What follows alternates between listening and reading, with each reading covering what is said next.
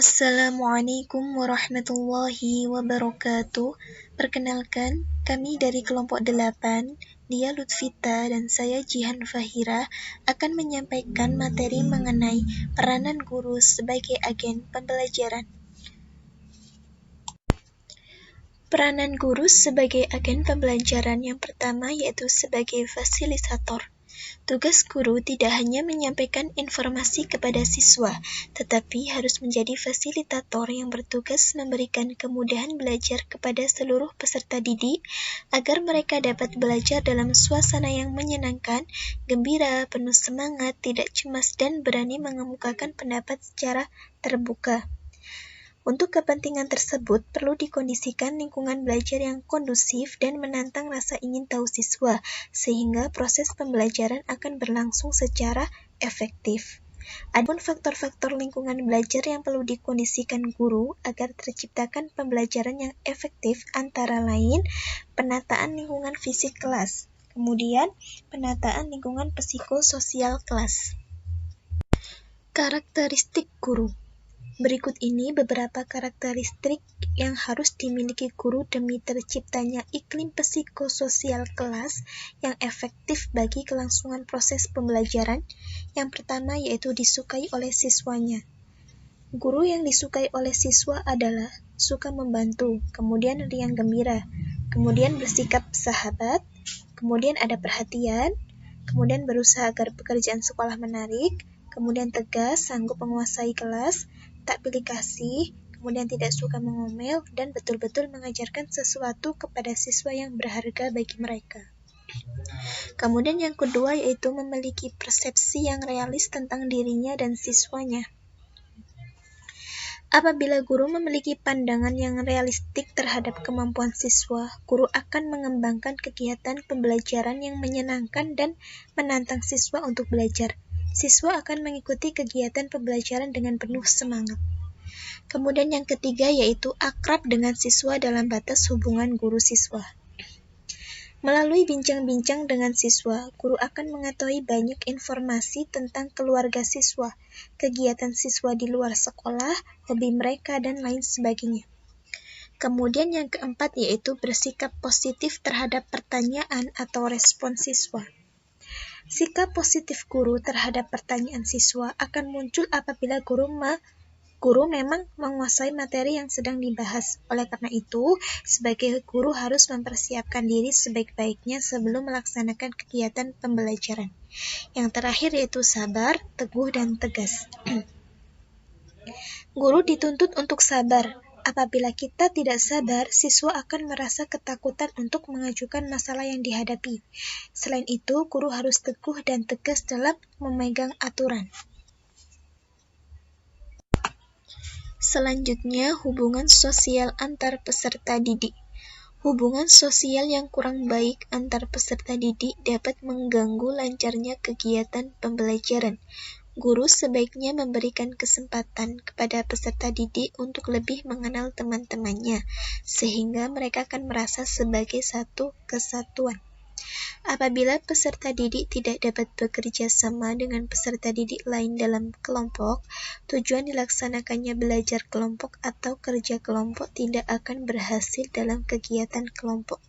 Peserta didik harus belajar menerima pendapat atau ide peserta didik lain, dan mendorong siswa lain untuk mengemukakan pendapatnya. Agar kegiatan kelompok dapat berhasil dengan baik, guru harus memperhatikan yang pertama yaitu perilaku yang diharapkan, kemudian fungsi kepemimpinan, kemudian pola persahabatan siswa. Selanjutnya adalah motivator. Motivasi merupakan salah satu faktor yang dapat meningkatkan kualitas pembelajaran, karena peserta didik akan belajar dengan sungguh-sungguh apabila memiliki motivasi yang tinggi. Sebagai motivator, fungsi guru adalah memberikan support kepada siswa-siswi agar belajar dengan sungguh-sungguh demi masa depannya. Guru memberi penguat baik yang bersifat positif maupun yang bersifat negatif. Penguat positif seperti memberikan pujian dan memberikan hadiah, dan penguat negatif berupa hukuman ataupun pembatalan terhadap sesuatu yang telah diberikan.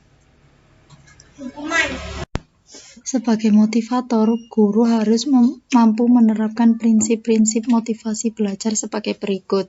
Yang pertama, kebermaknaan.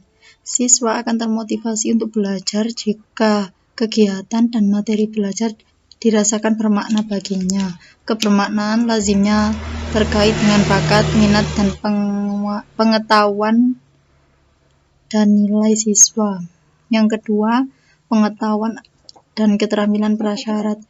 Siswa akan dapat belajar dengan baik jika ia telah menguasai semua prasyarat, baik berupa pengetahuan, keterampilan, dan sikap.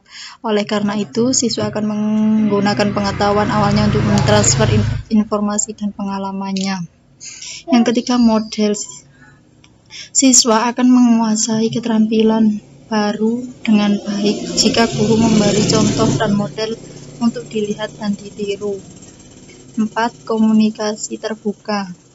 Siswa akan termotivasi untuk belajar jika penyampaian dilakukan secara terstruktur sesuai dengan tingkat perkembangan kognitif siswa sehingga pesan pembelajaran dapat dievaluasi dengan tepat. 5. Keaslian dan tugas yang menantang. Siswa akan termotivasi untuk belajar jika mereka disediakan materi, kegiatan baru, atau gagasan murni atau asli dan berbeda. 6. Latihan yang tepat dan aktif.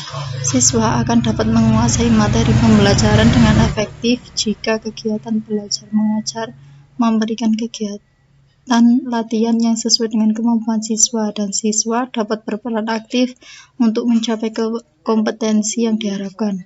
7. Penilaian tugas.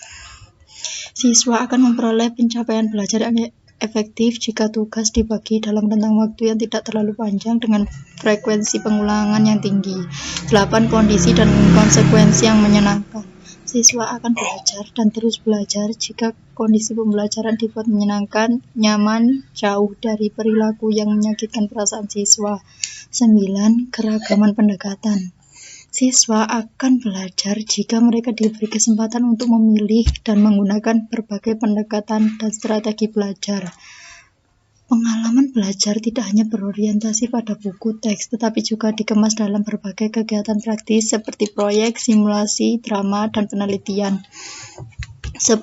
Mengembangkan beragam kemampuan. Siswa akan belajar secara optimal jika pengalaman belajar yang disajikan dapat mengembangkan berbagai kemampuan seperti kemampuan logis, matematis, bahasa, musik, kinestetik, dan kemampuan interpersonal. 11. Melibatkan sebanyak mungkin indera. Siswa akan menguasai hasil belajar dengan optimal jika dalam belajar siswa dimungkinkan menggunakan sebanyak mungkin indera untuk berinteraksi dengan isi pembelajaran. 12. Keseimbangan pengaturan pengalaman belajar. Siswa lebih menguasai materi pembelajaran jika pengalaman belajar diatur sedemikian rupa sehingga siswa mempunyai kesempatan untuk membuat suatu refleksi penghayatan, mengungkapkan dan mengevaluasi apa yang dia pelajari. 13. Pemacu. Sebagai pemacu, guru harus melipat gandakan potensi siswa dan mengembangkannya sesuai dengan aspirasi dan cita-cita mereka di masa yang akan datang. Terima kasih atas perhatiannya. Semoga materi yang kami sampaikan bisa bermanfaat buat kita semua. Saya akhiri, wassalamualaikum warahmatullahi wabarakatuh.